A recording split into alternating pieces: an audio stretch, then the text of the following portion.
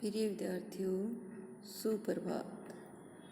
आज हम कक्षा 9 अर्थात 9th में हिंदी की जो पाठ्य पुस्तिका है उसका जो पहला पाठ है गद्य भाग, वह प्रेमचंद द्वारा लिखित है, उसका हम अध्ययन करेंगे।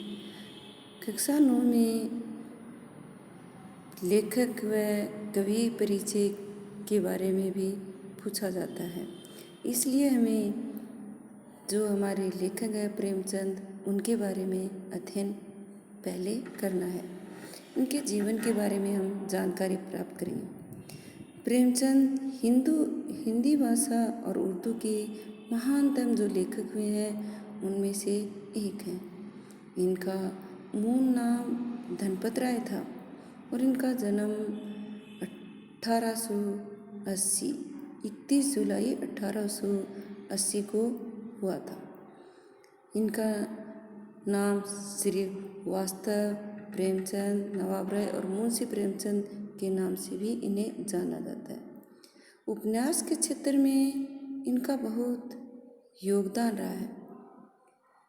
बंगाल के जो विख्यात उपन्यासकार शरत चंद्र चट्टोपाध्याय थे, ने उपन्यास सम्राट कहकर संबोधित किया।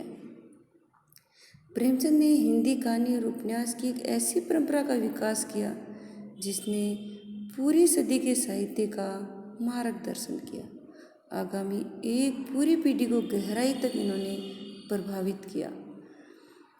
प्रेमचंद ने साहित्य की यथार्थवादी परंपरा की शुरुआत की। इनका लेखन हिंदी साहित्य की भी एक विरासत है, जिसके बिना हिंदी के विकास का अध्ययन अधूरा मानते हैं। ये संवेदनशील लेखक, सचेत नागरिक, कुशल वक्ता, विद्वान संपादक थे। 20वीं सदी के पूर्वार्ध में हिंदी की तकनीकी सुविधाओं का अभाव था, उस समय भी इनका योगदान अतुलनीय रहा है। प्रेमचंद का जन्म वाराणसी के निकट लमही गांव में हुआ था। उनकी माता का नाम आनंदी देवी तथा पिता का मुंशी अजायब राय था, जो लमही गांव में ही डाक मुंशी थे। उनकी शिक्षा का आरंभ उर्दू फारसी में हुआ और जीवन यापन का अध्यापन पढ़ने का शौक उन्हें बचपन से ही लग गया था। 13 साल की उम्र में ही इन्होंने तिलिस्म ए सुहरुबा पढ़ लिया और उर्दू के मशहूर रचनाकार रतन नाथ सरसार, मिर्जा हादी रुसवा और मौलाना सरर के उपन्यासों से परिचय प्राप्त कर लिया। मैट्रिक की परीक्षा उत्तीर्ण करने के बाद वे एक स्थानीय विद्यालय में शिक्षक नियुक्त हो गए। नौकरी के साथ ही पढ़ाई भी जारी रखी। इन्होंने अंग्रेजी, दर्शन, फारसी और इतिहास से लेकर इतिहास इनमें इंटर पास भी किया और बीए के बाद शिक्षा विभाग में इंस्पेक्टर के पद पर नियुक्त भी हुए। 7 वर्ष की अवस्था में ही इनकी माता का तथा 14 वर्ष की अवस्था में पिता का देहांत हो गया था, जिसकी वजह से प्रारंभिक जीवन में ही इन्हें अनेक समस्याओं का सामना करना पड़ा। उनका पहला विवाह उन दिनों की परंपरा के अनुसार जब ये 15 साल के थे तभी हो गया था। ये आर्य समाज से बहुत प्रभावित थे। उस समय का धार्मिक और जो सामाजिक आंदोलन था उसका भी इन पर बहुत प्रभाव पड़ा। इन्होंने विधवा विवाह का भी समर्थन किया। दूसरा विवाह प्रगतिशील परंपरा के अनुसार इन्होंने बाल विधवा शिवरानी देवी से किया, जिससे इनके 3 संतान भी हुई, श्रीपत राय, अमृत राय और कमला देवी। इन्होंने सोजे वतन जो लिखा उसमें राष्ट्र से संबंधित था। इसलिए हमीरपुर के जिला कलेक्टर ने तलब किया और अर्थात इनका सोजे वतन है वो इनसे छीन लिया गया और इन पर आरोप लगाया कि ये जनता को भड़का रहे हैं। इनकी सोजे वतन की जो प्रतियां थी उनको भी नष्ट कर दिया गया। कलेक्टर ने नवाब राय को हिदायत दी क्योंकि इन्होंने जो सोजे वतन लिखा था वह नवाब राय नाम से लिखा था और उन्हें चेतावनी दी, हिदायत दी कि वे आगे से कुछ नहीं लिखेंगे, यदि लिखा तो इन्हें जेल में भेज दिया जाएगा। इस समय तक प्रेमचंद धनपत राय नाम से लिखते रहे। उर्दू में जो इन्होंने लिखा, जो जमाना पत्रिका थी उसके संपादक और उनके अजीत दोस्त मुंशी दया नारायण निगम ने इन्हें प्रेमचंद नाम से लिखने की सलाह दी। इसके बाद ये प्रेमचंद के नाम से लिखने लगे। आरंभिक लेखन जमाना पत्रिका में ही किया।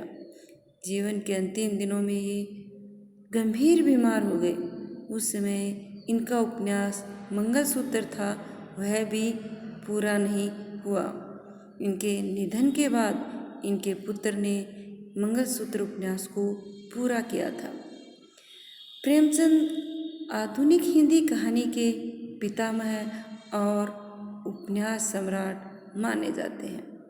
इनका साहित्यिक जीवन तो प्रारंभ हो गया था, लेकिन पहली कहानी सरस्वती पत्रिका में प्रकाशित हुई। अंतिम कहानी कफन भी इनकी प्रकाशित हुई। 20 वर्षों की अवधि में इन्होंने अनेक कहानियों में अनेक रंग अर्थात अनेक परिस्थितियाँ, सामाजिक स्थितियाँ उनको इन्होंने उजागर कर दिया था। प्रेमचंद की कहानियाँ मानसरोवर के 8 भागों में संकलित है। सेवा सदन, प्रेमाश्रम, रंगभूमि, कायाकल्प, निर्मला, गबन, कर्मभूमि, गोदान इनके उपन्यास है। उन्होंने हंस, जागरण, माधुरी आदि पत्रिकाओं का संपादन भी किया। कथा साहित्य के अतिरिक्त प्रेमचंद ने निबंध एवं अन्य प्रकार का गद्य लेखन भी बहुत मात्रा में किया। प्रेमचंद साहित्य को सामाजिक परिवर्तन का सशक्त, वो चाहते थे कि समाज को साहित्य के माध्यम से बदला जा सकता है, जो एक मजबूत आधार है। इन्होंने गांव और शहर के परिवेश को देखा और वहीं जीवन यापन किया और उसी के माध्यम से ही उसे अभिव्यक्ति प्रदान की, जो इनकी कथा साहित्य में उजागर होती है। प्रेमचंद ने किसानों और मजदूरों की दयनीय स्थिति, जो गरीब स्थिति थी उसके बारे में, दलितों का शोषण होता था उससे संबंधित, समाज में स्त्री की दुर्दशा और स्वाधीनता आंदोलन आदि इनकी रचनाओं के मूल विषय रहे हैं। प्रेमचंद के कथा साहित्य का संसार बहुत व्यापक है, जिसमें मनुष्य ही नहीं अर्थात इन्होंने मनुष्य के बारे में ही नहीं, पशु पक्षियों को भी अद्भुत आत्मीयता मिली है। आत्मा से लगाव, बड़ी से बड़ी बात को सरल भाषा में, सीधे रूप में और छोटे रूप में इन्होंने संक्षेप रूप में कहे कि इन्होंने अपने लेखन के माध्यम से समझा दिया है।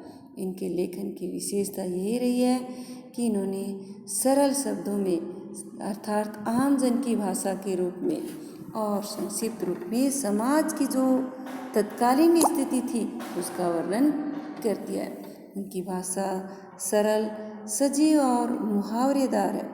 उन्होंने लोक प्रचलित शब्दों का प्रयोग भी कुशलतापूर्वक किया है। प्रिय विद्यार्थियों, मैंने ये लेखक परिचय विस्तृत रूप में समझाया है, लेकिन तुम्हें अपनी कॉपी में जो आपकी पुस्तक में है वही करना है और उसे समझना है। यदि पूरा याद होता है तो बहुत ही अच्छी बात है, उसे तुम कम शब्दों में भी लिखकर अपनी जानकारी प्रकट कर सकते हो। हमारा जो पहला गद्य भाग का पाठ है वह है दो बैलों की कथा। अर्थात जो किसान है, बैल पालता है और खेती के काम में लेता है, उनसे संबंधित यह कहानी है।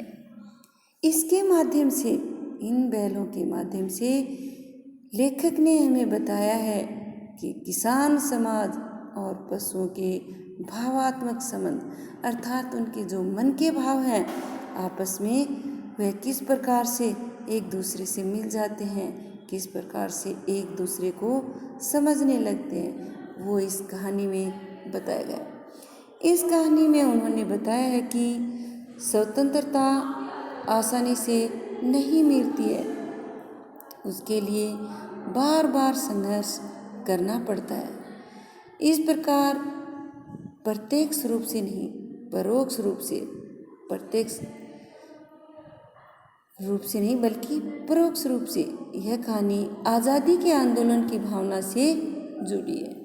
इसके साथ ही इस कहानी में प्रेमचंद ने पंचतंत्र और हितोपदेश की कथा परंपरा का उपयोग भी किया है।